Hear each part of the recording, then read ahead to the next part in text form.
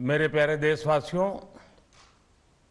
आप सभी को क्रिसमस की शुभकामनाएं। हम इस वर्ष के अंतिम सप्ताह में हैं। 2022 बस आने ही वाला है। आप सभी 2022 के स्वागत की तैयारी में जुटे हैं, लेकिन उत्साह और उमंग के साथ ही ये समय सचेत रहने का भी है। आज दुनिया के कई देशों में कोरोना के नए वेरिएंट ओमिक्रॉन की वजह से संक्रमण बढ़ रहा है। भारत में भी कई लोगों के ओमिक्रॉन से संक्रमित होने का पता चला है। मैं आप सभी से आग्रह करूंगा कि पैनिक न करें। हां, सावधान रहें, सतर्क रहें, मास्क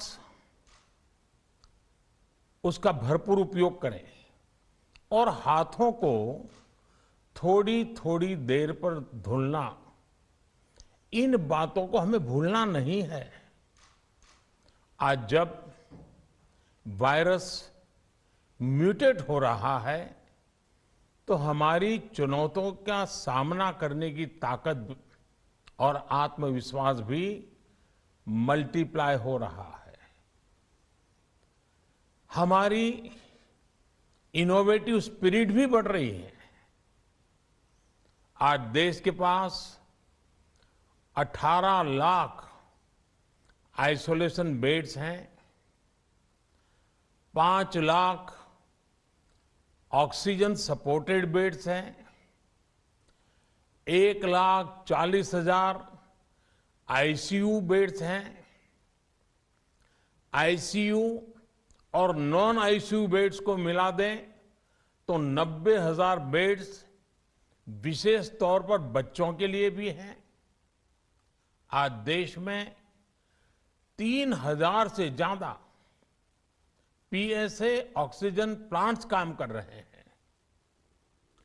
4 लाख ऑक्सीजन सिलेंडर्स देश भर में दिए गए हैं।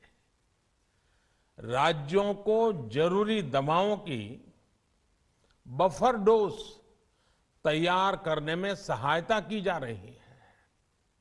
उन्हें पर्याप्त टेस्टिंग किट्स भी मुहैया कराई जा रही है। साथियों, कोरोना वैश्विक महामारी से लड़ाई का अब तक का अनुभव यही बताता है कि व्यक्तिगत स्तर पर सभी दिशा निर्देशों का पालन कोरोना से मुकाबले का बहुत बड़ा हथियार है। और दूसरा हथियार है वैक्सीनेशन। हमारे देश ने भी इस बीमारी की गंभीरता को समझते हुए बहुत पहले वैक्सीन निर्माण पर मिशन मोड में काम करना शुरू कर दिया था। वैक्सीन पर रिसर्च के साथ साथ ही approval processes, supply chain, distribution, training, IT support system, certification पर भी हमने निरंतर काम किया।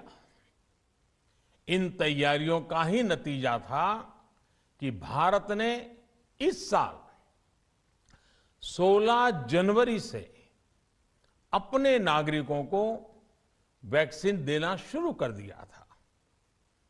ये देश के सभी नागरिकों का सामूहिक प्रयास और सामूहिक इच्छा शक्ति है कि आज भारत 141 करोड़ वैक्सीन डोज के अभूतपूर्व और बहुत मुश्किल लक्ष्य को पार कर चुका है। आज भारत की वयस्क जनसंख्या में से 61% से ज्यादा जनसंख्या को वैक्सीन की दोनों डोज लग चुकी हैं। इसी तरह वयस्क जनसंख्या में से लगभग 90% लोगों को वैक्सीन की एक डोज लगाई जा चुकी है।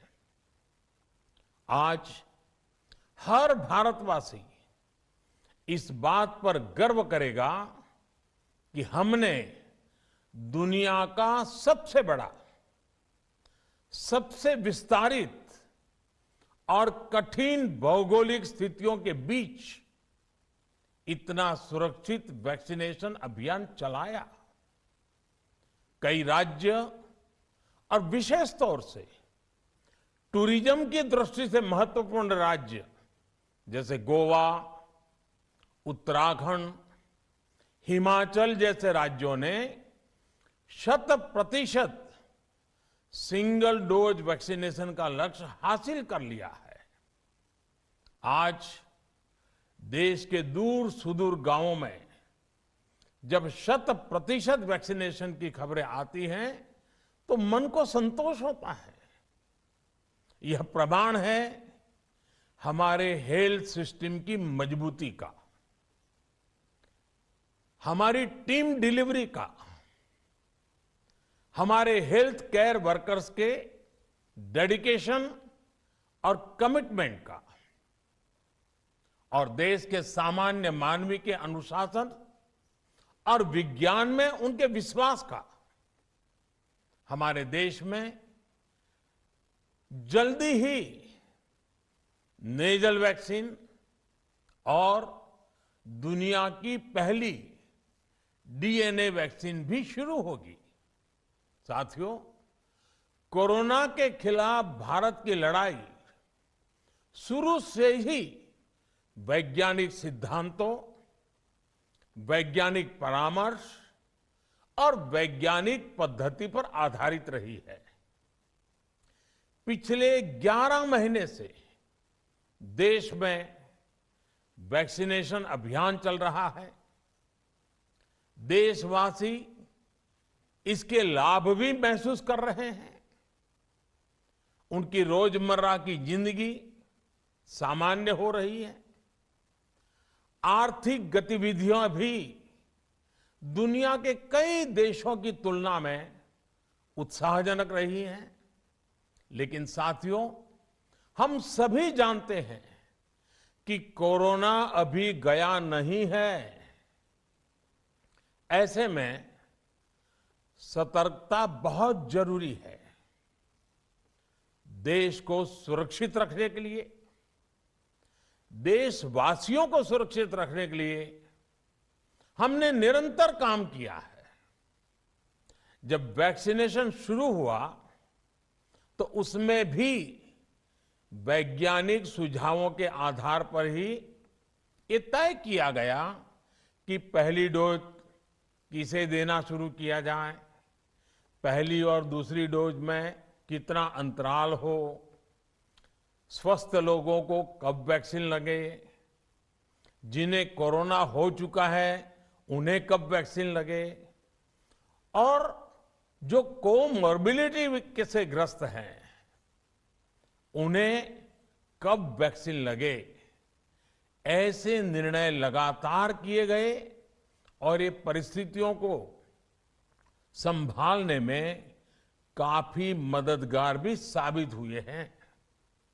भारत ने अपनी स्थिति परिस्थिति के अनुसार भारत के वैज्ञानिकों के सुझाव पर ही अपने निर्णय लिए हैं। वर्तमान में ओमिक्रॉन की चर्चा जोरों पर चल रही है। विश्व में इसके अनुभव भी अलग अलग है, अनुमान भी अलग अलग है। भारत के वैज्ञानिक भी इस पर पूरी बारीकी से नजर रखे हुए हैं, इस पर काम कर रहे हैं। हमारे वैक्सीनेशन को आज जब 11 महीने पूरे हो चुके हैं तो सारी चीजों का वैज्ञानिकों ने जो अध्ययन किया है और विश्व भर के अनुभवों को देखते हुए आज कुछ निर्णय लिए गए हैं।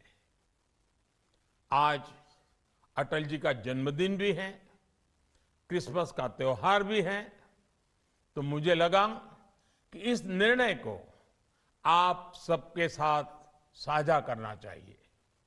साथियों, 15 साल से 18 साल की आयु के बीच के जो बच्चे हैं, अब उनके लिए देश में वैक्सीनेशन प्रारंभ होगा। 2022 में 3 जनवरी को सोमवार के दिन से इसकी शुरुआत की जाएगी। ये फैसला कोरोना के खिलाफ देश की लड़ाई को तो मजबूत करेगा ही, स्कूल कॉलेजों में जा रहे हमारे बच्चों की और उनके माता पिता की चिंता भी कम करेगा। साथियों, हम सबका अनुभव है कि जो कोरोना वॉरियर्स हैं, हेल्थ केयर और फ्रंटलाइन वर्कर्स हैं, इस लड़ाई में देश को सुरक्षित रखने में उनका बहुत बड़ा योगदान है। वो आज भी कोरोना के मरीजों की सेवा में अपना बहुत समय बिताते हैं। इसलिए प्रिकॉशन की दृष्टि से सरकार ने निर्णय लिया है कि हेल्थ केयर और फ्रंटलाइन वर्कर्स को वैक्सीन की प्रिकॉशन डोज भी प्रारंभ की जाए। इसकी शुरुआत 2022 में 10 जनवरी सोमवार के दिन से की जाएगी। साथियों, कोरोना वैक्सीन का अब तक का ये भी अनुभव है कि जो अधिक आयु वाले हैं और पहले से ही किसी न किसी गंभीर बीमारी से पीड़ित है, उन्हें प्रिकॉशन लेना सलाह योग्य है। इसको ध्यान में रखते हुए 60 वर्ष से ऊपर की आयु के कोमॉर्बिडिटी वाले नागरिकों को उनके डॉक्टर की सलाह पर वैक्सीन की प्रिकॉशन डोज का विकल्प उनके लिए उपलब्ध होगा। ये भी 10 जनवरी से प्रारंभ होगा। साथियों, मेरा एक आग्रह है कि अफवाह, भ्रम और डर पैदा करने के जो प्रयास चल रहे हैं, उनसे बचना चाहिए। हम सभी देशवासियों ने मिलकर अब तक दुनिया का सबसे बड़ा वैक्सीनेशन अभियान चलाया है। आने वाले समय में हमें इसको और गति देनी है और विस्तार देना है। हम सभी के प्रयास ही कोरोना के खिलाफ इस लड़ाई में देश को मजबूत करेंगे। आप सबका बहुत बहुत धन्यवाद।